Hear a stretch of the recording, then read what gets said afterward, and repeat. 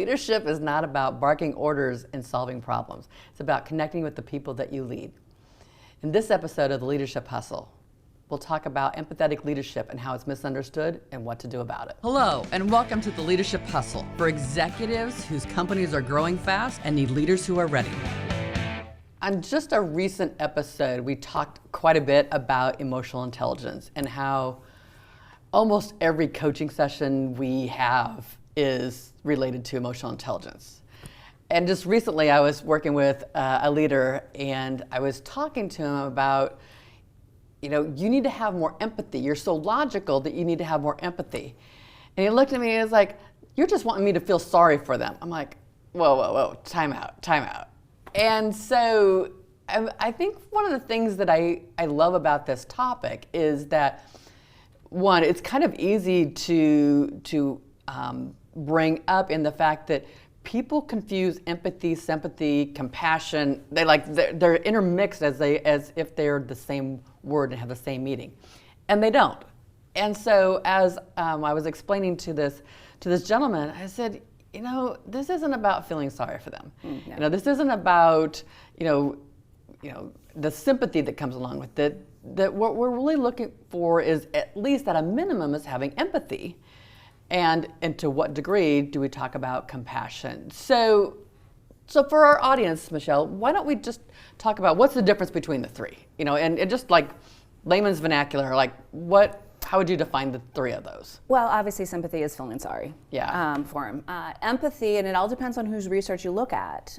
Some research now is showing compassion is the last stage of empathy. Mm-hmm. But the real piece of empathy is it's going to be the emotional and the cognitive side of things. It's recognizing, it's having awareness of the people around you and how they're feeling, but then diving deeper in to understand how it's perspective taking, like how they feel about something. Trying to understand or feel with them what's going on. Yes, which we'll dive into. Yes. Yeah. And then that last part is compassion. And compassion, really what we're looking at is doing something for them, to help them, right? Whatever it is they're trying to accomplish, what is it that we can do for them that's going to help them along the way? Right. So it doesn't mean you have to do something not physical.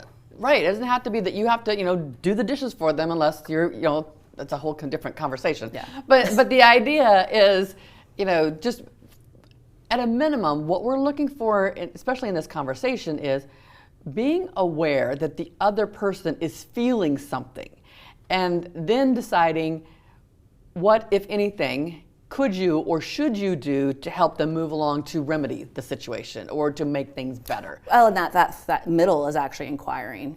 Right. Because when we think about, I notice you're off. There's just something not right, but I also know there's something going on personally, right? I can make all of these assumptions in the world of, you're just, you're tired from having to help a family member or whatever it is, right? Right. And then, but even worse, I'm not looking through your lens, I'm looking through my own lens. So I think I understand what's going on, but I really don't. I just understand that there's a situation and how I would view it, right? Which isn't the same. So let's pull that back a little bit. So as we talk about this power of being an empathetic leader, it's one, recognizing that other people are going to be going through different emotions and have different feelings related to circumstances than maybe what you are. And yet, one of the things that we understand through our research is, if I have been through something similar,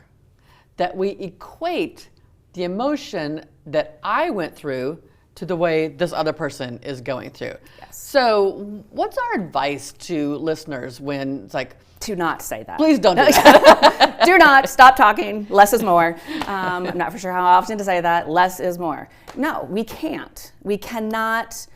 The lenses in our life experiences, our biases, everything that's going on in our brain are these filters that we're viewing that key situation through all of our things, not them, not their experiences. It's very similar to, you've got something that you're really good at and you're teaching someone to get good at it, and you're frustrated because they're just not getting it. Right. Well, that gets in the way of empathy, obviously, because we forget how difficult it is when we first started it, right?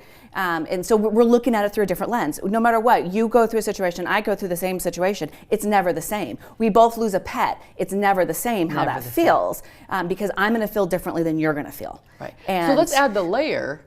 So many of you have recognized that we talk a lot about personality assessment and DISC. Well, Michelle and I have very similar DISC personalities according to the assessment. And yet we do things very differently under the same circumstances. But one could assume, and so this is how she's going to react to this. This is how she's going to say that. This is how, when she does that, this is what she means. And it's like, they're all assumptions. They're all assumptions. They're all assumptions.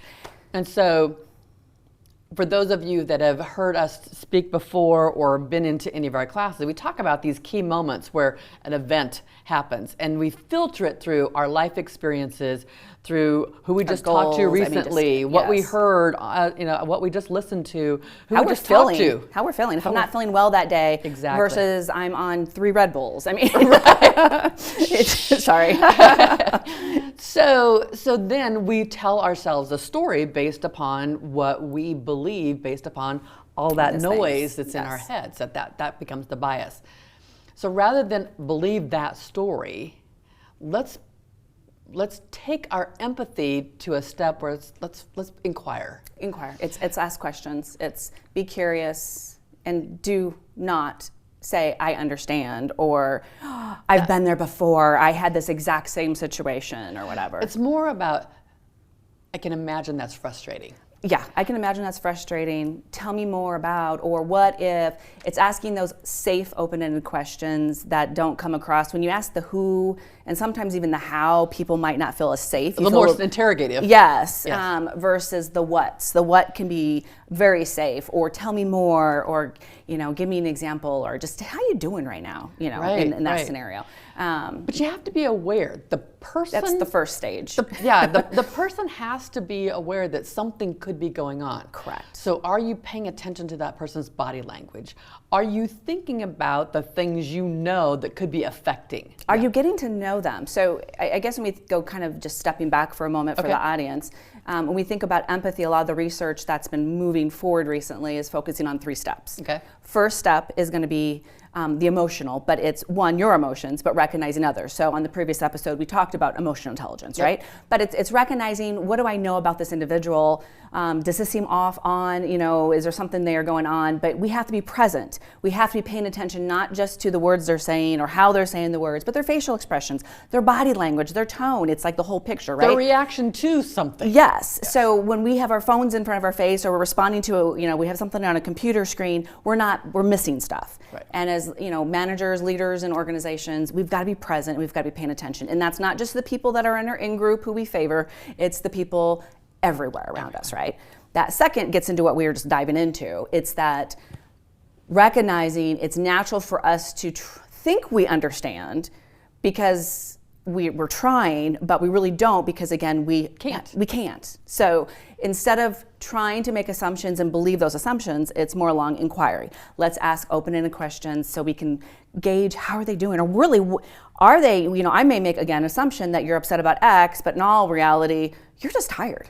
Right. Right. The X didn't bother you at all. No, not at all. Right. Or you just let that go. How many people do we know that have RBF? Yes. Right. Yes. And so if you keep asking them over and over again, they get really frustrated. Correct. And so just because there's a flat affect, or their facial expression is just resting, that maybe you can check in, but let's not overdo it. Right. Correct. Well, I mean, it's very similar to when we have our meetings and you're thinking. Right. Us in the group gave you feedback that it feels like you don't agree, and really you're just thinking. But that was our perspective until we actually had the conversation. Right. But it was a conversation. We had to ask some questions. We had to, put that elephant on the table and talk about it. Yep. And until then, now we're just like, well, let's let her think. Let me think. Let's let her think for a moment, But it's that inquiry. And then the third gets into what we would refer to as compassion, taking action though.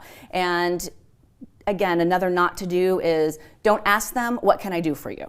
Because if they really are stressed, they're in that threat mode, right? And they have no freaking clue what you can do for them at that very moment. If anything, now you're just adding more work for them to think about, well, how can Andrea help me? That's one more thing, right? Yeah, extra pressure. Do not ask that question. And everyone feels that's a safe question. It really isn't.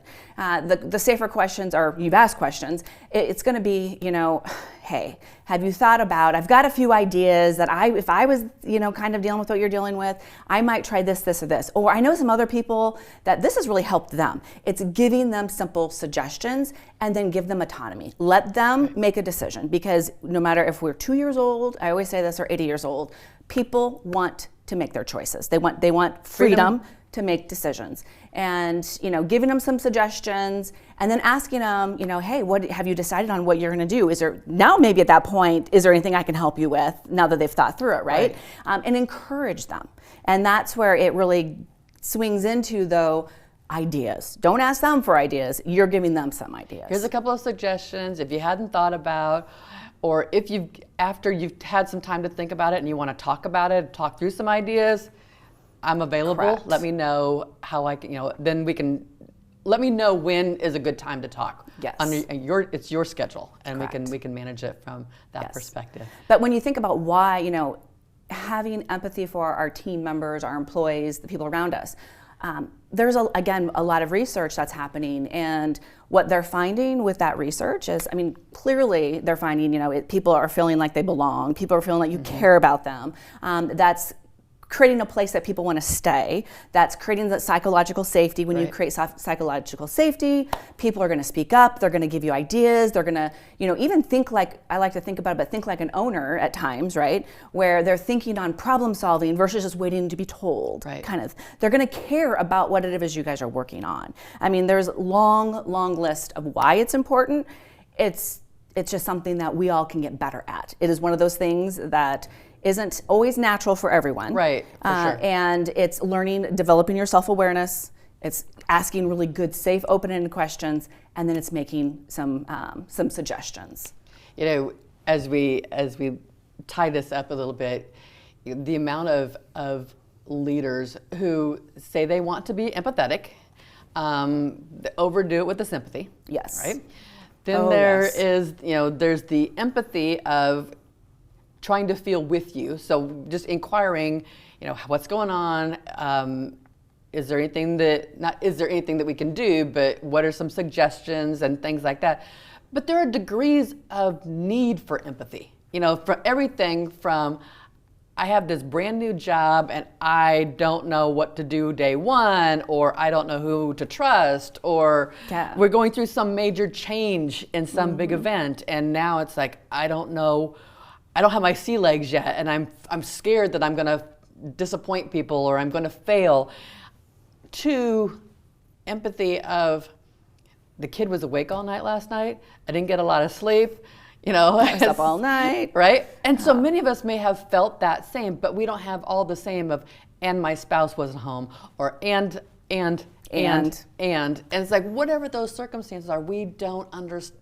There's a continuum of the degrees to which a person needs our empathy and to what degree they need our compassion. They may not want our help. Correct. They may give me a day and I'll get it figured out. Mm-hmm. If they know you're available, that you're there to support them, if they're there, that we're there to listen, we're there to brainstorm, we're there to simply understand, I'm a parent, I'm a worker, I'm a this, I'm a that, I'm all that right now, and it's landing in the perfect storm. All right. Do what you need to do. Do what you need to do. Let me help in whatever way I can. Appreciate the fact that they told you, right? That's bringing up those psychological safety. Yes. That as well. So, we don't want to make this a big deal. In a way where we spend a lot of time talking about it. But it is a very specific big deal when it relates to emotional intelligence. And so that's why we wanted to give its own episode. Yes. Because the power of being empathetic, not sympathetic. Sympathy has its own space and place, right? But to be empathetic and demonstrate compassion is probably one of our greatest gifts, because that tells us how much more emotional intelligent we are, and we can always improve on emotional intelligence. Yes. So if you're looking for more information related to empathy and emotional intelligence, check us out on our website at revelagroup.com. And don't forget to subscribe so you never miss another episode.